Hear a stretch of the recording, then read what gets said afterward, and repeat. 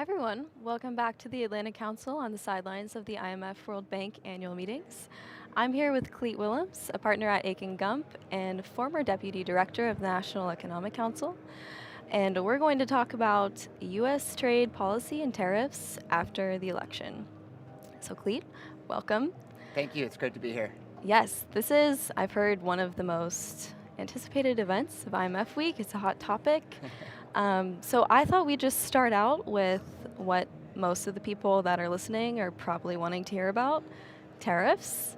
So Trump has proposed a baseline tariff, 10 in some proposals, 20 in others, and then we've also got this 60% tariff on all Chinese imports.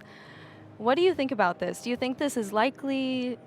How can we expect this to actually play out if there is a potential Trump administration? Sure, and I'm not surprised you started with tariffs. It's a question I get from time to time these days, especially because my former boss, former President Trump, is talking about it quite a bit on the campaign trail. Right. So a couple high-level things I would say to frame the conversation. I mean, the first one is to keep in mind that this is a campaign. President Trump is saying a lot of things, and last time he actually followed through on a lot of his campaign promises, but these ideas have not been subjected to the full process of the president talking to all his advisors and figuring out exactly how they would be implemented. So in light of that, what I would say is take these proposals seriously. These are the kinds of things he's looking to do. I expect that he will raise tariffs, but don't necessarily take them literally in the sense that 60% is definitely going to happen exactly in the way that it's being characterized. I think President Trump is going to get together with his advisors, figure out how to turn these ideas into real policy and make sure that they're achieving his objectives. And let me just say one word on those objectives, because I do think that's important. If you listen to the president, and I've spent some time with him, what is he actually trying to do here? And I would say there are 3 or 4 things that I would focus on. Right. I mean, the first is really trying to drive more investment into the United States. And that's a big part of what he's trying to do with this tariff policy. The second thing, you hear a lot of talk about reciprocity. You hear a lot of talk about the fact that the U.S. tariff rates, our average tariff rates are much lower than the rest of the world. And if you look at the U.S. commitments under the WTO on their most favored nation rates, the normal rates that they apply to the world, they're at 3.3% right now. We're allowed to go up to 3.4 under the WTO. Other countries like India, they're at 18.4%. They're allowed to go up to over 50%. Right. And the president, the way he looks at this is, number one, it's not reciprocal. Number two, why did we cut that deal before? It doesn't make any sense anymore, and so he's trying to restore reciprocity. And then the third thing that comes up here is he's using these tariffs for leverage in a potential negotiating scenario. And what is it that the president's trying to negotiate? He's trying to negotiate fairer treatment for U.S. products as we try to sell them abroad. And then this gets to this question that you often hear him talking about around the trade deficit, which I don't see necessarily as an end in itself, but rather more of a scorecard. How are we doing? And if we have a lower trade deficit, it means more likely than not we're getting more investment in America, and other countries have opened up their markets so that they could sell it abroad. And so the way I would think about President Trump is there's going to be more tariffs. Those are some of the objectives he's going to achieve, but we don't know precisely exactly how those things are going to be executed until he gets into office and actually moves forward. Right. So I just want to read into what you said a little bit on negotiating. Am I correct in reading into that as with China, right? So China, I believe, could be the subject of negotiations or the counterparty to the U.S. in negotiations. I think when I said that, I was thinking more holistically, and I often remind people, even though Trump is a tariff man, he's also a deal maker. Right. And I think part of what he's going to want to do is put in place tariffs to achieve some of these goals that I've described, but also ultimately figure out, can I get a better deal for the United States? I think there's a lot of countries that may or may not be put into a negotiating situation with the United States, some of them as they're trying to get out from underneath the potential baseline tariffs, but I'd also put China on that list. And I do think that if you listen to what President Trump is saying right now on the stump, it's clear that he feels there's some unfinished business with China, that deal, which we struck in the first term, didn't really have a chance to play out because number one, we had COVID, which, I'll remind people, that deal was signed mid-January, as COVID was already moving across China, and we all shut down by March. And so we really didn't have a chance to have that deal be implemented in the way that it was intended to. And then second, you had the Biden administration come in and completely ignore it. Right. And so I think that President Trump is going to be interested in seeing whether we can enforce that deal, get the results that we expected from China, and then we'll go from there. Okay, so let's say there's a Trump administration, he increases the tariffs and negotiations start. But what are companies supposed to do in the meantime? And how long would that take? Well, look, I think, the answer to your second question is we don't know how long it will take. And I'm not saying with any certainty we're definitely going to be negotiating with China if there's a Trump administration. What I'm saying is I think the president will move to enforce the deal, and at that point China will have to make a decision on how it wants to handle it. I suspect that as the tariff pressure ramps up, they may be interested in having a deal. When it comes to companies, what would I counsel them? I think on one hand, you should expect a higher tariff environment. You should expect some uncertainty, but there's also some real opportunity here. And I would say in at least two ways. Way number one would be if you had a provision in the phase one deal that you hoped would come into effect and it hasn't, I think it's a good opportunity to try to get the U.S. administration to get that done for you, to get that market access that you would hope for. Secondarily, I think for some companies who are competing with Chinese actors that are engaging in unfair practices, go to the administration, tell them about it, and hopefully you can get the U.S. to take some action to help level that playing field. So I counsel companies, don't just think of this in a defensive crouch. Oh my gosh, I'm worried about tariffs, I'm worried about uncertainty. I would say, you know what President Trump's going to bring to the table? A real opportunity to resolve some market access problems and to get protection against your competitors that maybe you're not getting today. I think that makes sense, but going back to your objectives, do you think these are different from what a potential Harris administration would have coming in? I think on some level there's consistency. And, I think if Kamala Harris becomes president, clearly she's going to want more investment and jobs in America. So I think there's some consistency there. I do think that if you listen to the Biden team, who I expect at least some of which will be part of the Harris team, they share a lot of the same frustrations that I think the Trump team does with the way that the international trading system has evolved over time, that maybe we didn't get as good of a deal as we should have, or maybe we need to revisit some of those long-held assumptions. So there's some consistency there. Where I think the real difference is it just doesn't strike me as something that was much of a priority for President Biden, nor do I expect it will be for a potential President Harris. Do you mean trade policy in general? Trade policy in general, okay. Right? We don't have a very active trade policy right now. And we aren't doing any real free trade negotiations. And when you look at the tariff side of things, more or less what the Biden administration has done is endorse the Trump framework on China. They've made some minor changes on steel and aluminum, but they never really cut any substantive deals with the EU or anyone else. So I think it just hasn't been a priority for Biden. If you look at IPEF, there's no meaningful substantive provisions in there to change supply chain behavior. It's a lot of provisions to consult and talk. And look, I'm not saying that information sharing is a bad thing, but it really doesn't create an incentive for companies to reorganize their supply chains writ large. And so that's what you've gotten from Biden. Based on Harris's track record in the Senate, this wasn't a big issue for her. So I just don't see it being a top-tier issue for her again. So that is a big difference. For President Trump, this is day in, day out, front page of the Wall Street Journal kind of stuff. And then the second big difference I would highlight is I do think that President Trump would be much more proactive on trying to fight for companies abroad. And again, I'm not trying to be partisan and say, oh, everything's great with President Trump and it's horrible with Harris, but let's look at some of the facts here.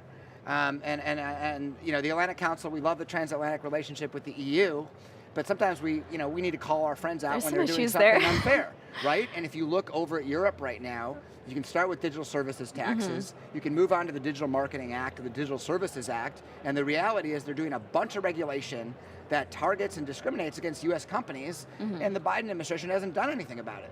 And so that's where I do think you will see a difference, is really fighting for U.S. companies abroad, as well as just the fact that this becomes a front page issue again. Right. So something you just talked about is how the Trump administration's policies have carried over into the Biden administration. Do you see any Biden administration trade policies that a potential future Trump administration would carry on, build on? Maybe, I mean, if you want to talk about IPEF. Sure. Well, let me start with IPEF, and then I'll give another example. I mean, look, I think the idea that the Biden administration felt that the U.S. wasn't doing enough in the Indo-Pacific was correct, right? Yeah. I mean, since we pulled back from the Trans-Pacific Partnership, we had left a little bit of a void in that region, which China is seeking to fill with a very proactive trade agreement agenda, right? And so the U.S. needs to be in the game. There's no question about that. And I do think that there is a recognition that the U.S. needs to be in the game among the Trump team as well. The question just becomes, how do you do that? And whereas I think the Biden administration has created this IPEF collective among many countries, but hasn't pursued really deep commitments within that, I think the Trump team will adopt this notion that, hey, we need to engage with this region, but they may try to do deeper bilateral deals with those various countries. The one, maybe on a more plurilateral basis that they could do is something in the digital space as well. And this is something the Biden team flirted with, maybe doing digital trade as part of the IPEF.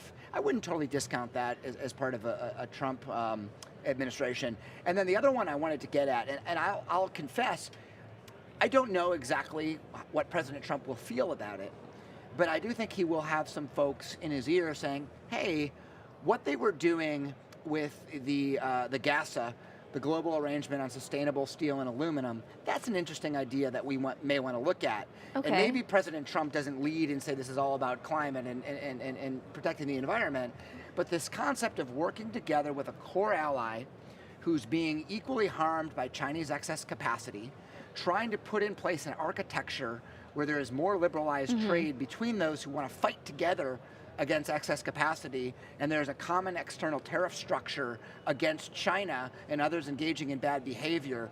I think that concept is something that the Trump administration could find quite interesting. So maybe a Trump team doesn't call it GASA, and it's a little bit different, but I think the concept is strong.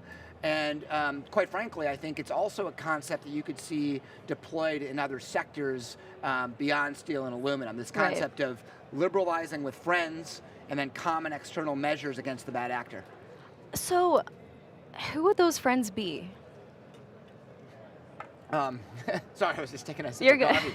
No, I mean, look, I think it is the like-minded countries who are suffering from similar problems with China. Okay. And so, look, I put Europe high on that list.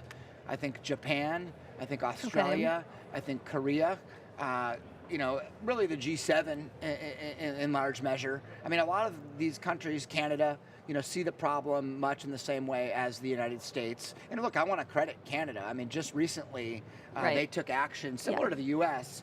to protect their EV market, to protect their steel and aluminum markets against China. And so I think countries like that who are willing to take tough action are going to be the ones that the U.S. can partner with. And I mean, I think you look at the EU as well. I mean, I think we're all pleased to see that they did at least take some incremental action against Chinese EVs. And we hope that there's a little bit of a sea change there in their willingness to take on China.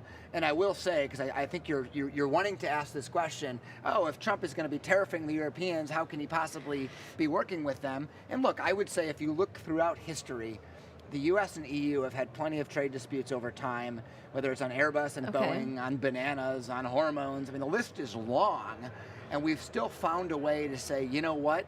At the end of the day, even if we have our problems, we are better together fighting against these existential threats to the system, which is what I think China is. And I think we view the problem in similar ways, and therefore I think we can walk and chew gum at the same time, or whatever analogy you want to use. Sure. And even if we have a little bit of friction between us that we need to work out, we should still be able to work together on China. So you'd see this as sort of separate tracks where there's a China tariff negotiation, and then there's our internal tariff negotiations, and those are different. So I think that we can disassociate them in some respects, in the sense that, okay, we have some things we need to work out here, and we have some common interests there. That said, if we really do have a scenario where there are negotiations between the EU and the EU is interested in if there's a threat of a baseline tariff and the EU doesn't want to be subject to that, I don't know. China cooperation could be something that's on the table, right? The U.S. is looking for more robust action from the EU, and maybe that's part of that discussion. And look, let's not just talk about tariffs, right? We've already focused on tariffs on EVs and things like that, export controls, investment screening, outbound and inbound. Those are the kinds of ideas where I think the U.S. and the EU need to work together, and I don't want to prejudge what a negotiation could entail. A lot of us who have formerly served in the National Security Council, either under Biden, under Trump, we're sort of saying to each other, there's so much synergy now between those national security and economic issues that maybe we need to start bringing those things together. Maybe we actually need to start working together to integrate those issues. And that's why I said I don't want to prejudge what a US-EU negotiation could entail, because there's a possibility that a negotiation that starts about bilateral US-EU trade and tariffs could evolve into something that also encapsulates some of these national security issues vis-a-vis China. Right. And so you're talking about other tools besides tariffs, and that got me thinking about the Indo-Pacific and how you can actually change the cost calculus for companies in redirecting their supply chains away from China. What other tools do you think are realistic to use? Is FTAs part of that? What about investments, the more positive side of things? Yeah, a couple thoughts here. Clearly bilateral comprehensive FTAs could be part of the equation. And I would think that a Trump administration will look at some of them that were started before and that weren't ultimately concluded. You've got the UK and Kenya, which Trump administration started and the Biden administration dismissed. I think there's also others in the Indo-Pacific. Japan probably towards the top of the list, where the U.S. did do a phase one deal with them, which could ultimately become something more comprehensive. So I do think traditional comprehensive FTAs are part of the equation. And really, again, let's talk about the cost calculus here, right? The reason that these market access tariff agreements are important is because if you're designing a supply chain, how much you pay to import something from a different location, that's a relevant factor.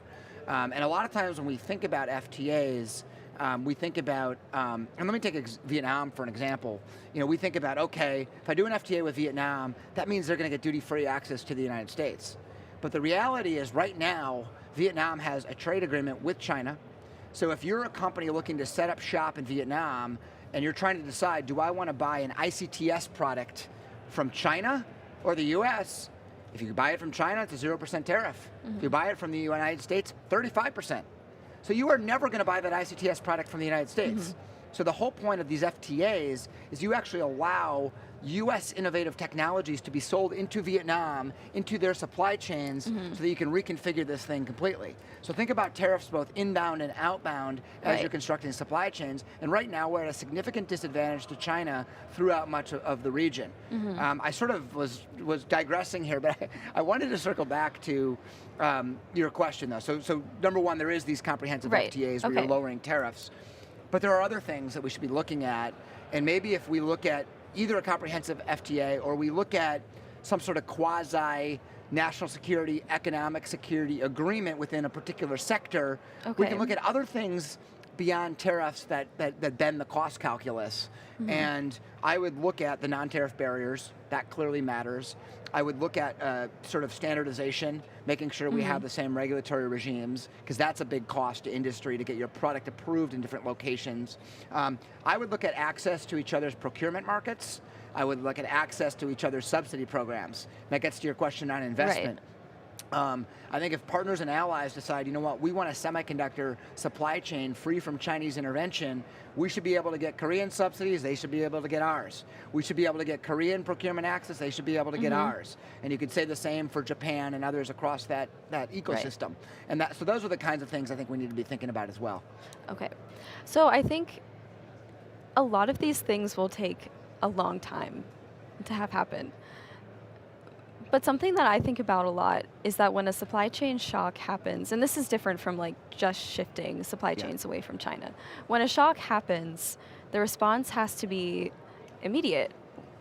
Do you think there's anything more that the US government can do to help countries or help companies when like a factory, a semiconductor factory burns down or something like that? Yeah, it's interesting. You're right. A lot of the things that I'm talking about are making more resilient supply chains over time. Right. And I think we all have to be realistic and recognize, you know what? We've built up this reliance on China over a number of years, and we're not going to turn it off immediately. I think that there's just got to be a clear recognition that a lot of what I am talking about will take some time to take effect. I mean, in the short term, I think there are ways to surge capacity. There's ideas around stockpiling that have been floated in various sectors.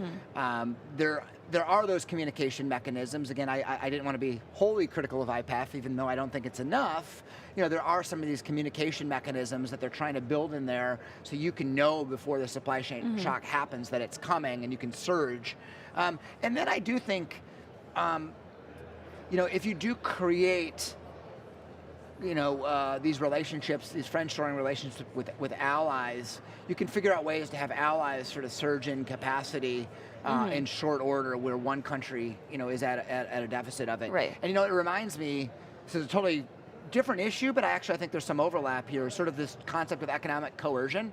There's been a discussion among the national security types about what do we do if China, this is a man-made sort of supply chain crisis, but if China takes some action and shuts down, either the supply of a raw material or targets another country some way by stopping to buy their products. And there's been a lot of discussion of, can a group of us get together, have some sort of surge mechanism to help the country that's having the problem?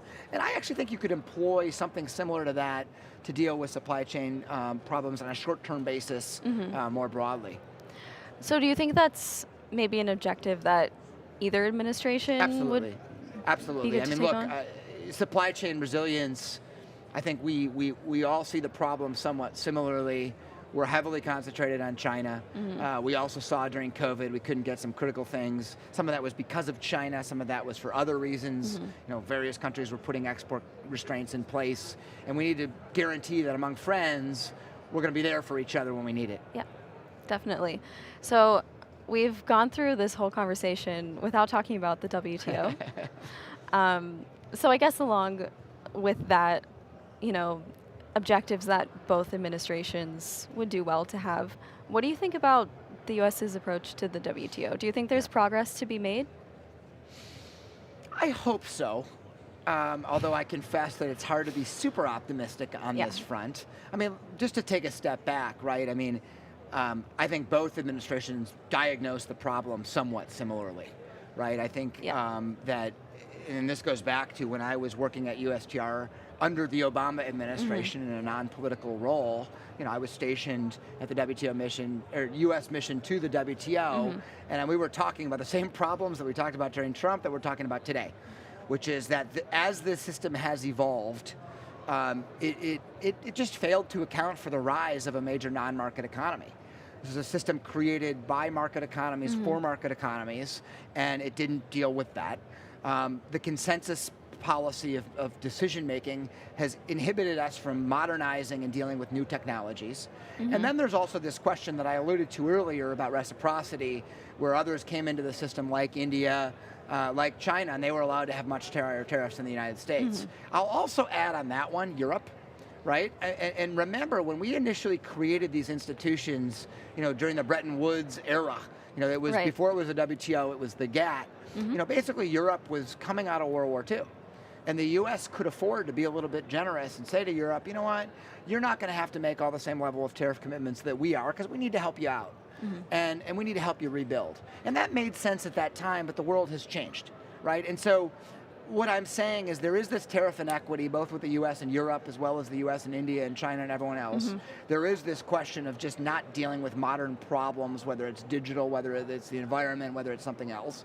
And then there's this inconsistency between the market economies and the non-market economies. And I think we all see this problem the same way. Right. So the question is, what do you do about it? I think during the first term, Trump didn't focus much on the WTO. He had other fish to fry. I think some of the reason that he didn't focus on the WTO was also there wasn't a lot of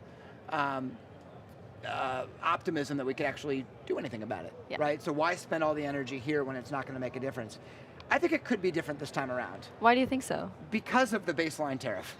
Really? Okay. Yes, absolutely. Because I think what the baseline tariff does is it forces all of these countries to confront the fact that even if the U.S. puts a 10% tariff on top of what it has today, it's actually not higher than a lot of them.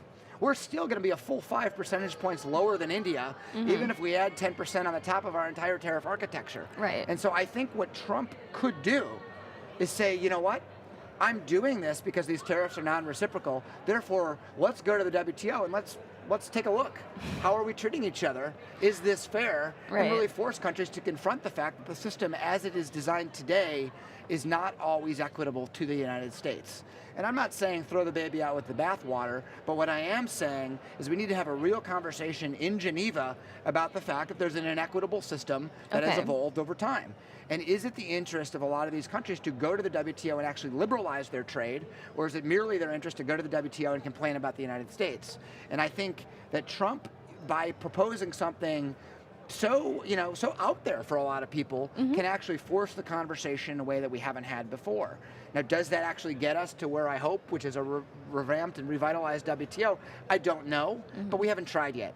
Okay. So I think it's important that we go through that process. We figure out, you know what, if we really get big here, can we make a difference?